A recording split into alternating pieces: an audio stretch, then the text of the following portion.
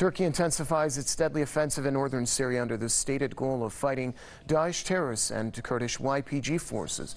According to Turkish security forces, warplanes and artillery struck Y-P-G positions following clashes between the army and the Kurds.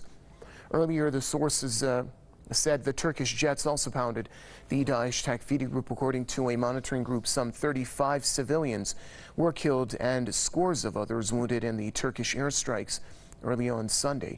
The group said that Turkey-backed militants have also captured 2 villages from Kurdish forces. Meanwhile, Turkey has also reported its first casualty on the 5th day of its military incursion into Syria. A Turkish soldier was killed and 3 others injured in a rocket attack, which Ankara blamed on Kurdish Y-P-G forces.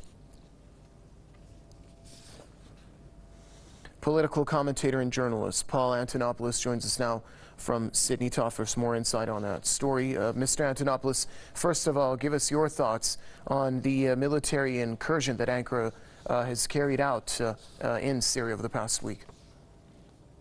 We know with the Kurdish successes in Manbij that the next line of operations was to be to free Jarabulus from ISIS. We must question why all these years Turkey have never made an attempt to liberate Jarabulus from ISIS control. So therefore we can see that this military operation named Euphrates Shield is not one to fight ISIS, but rather to expel the Y-P-G along the Turkish border, or at least parts of the border.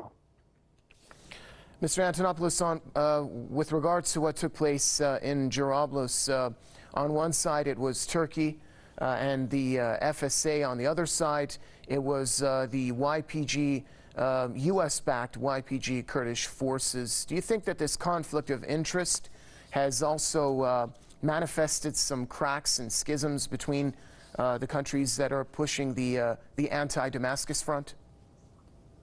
It's definitely exposing a huge ideological contradiction. On the one hand, we've got the Y-P-G who identify themselves as Marxist and anti-imperialist.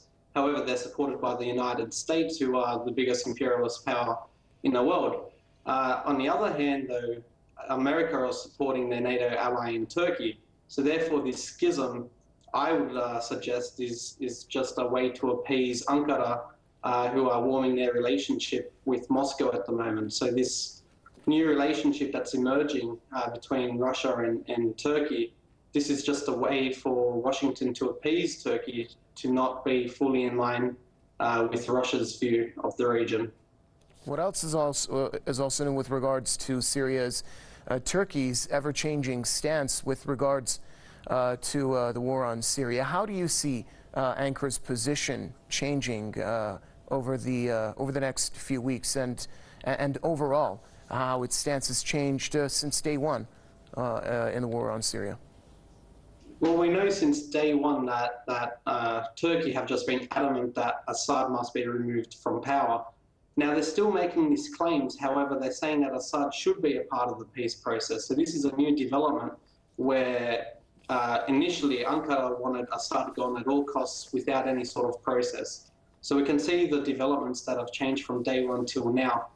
I don't think Turkey would have anticipated the Y-P-G to emerge and be as successful as they are, which, as we know, with their relationship with the Kurdistan Workers' Party in Turkey, with their own insurgency against the state, this is of a huge concern to Erdogan. Thank you, sir. Political commentator and journalist Paul Antonopoulos joining us from Sydney.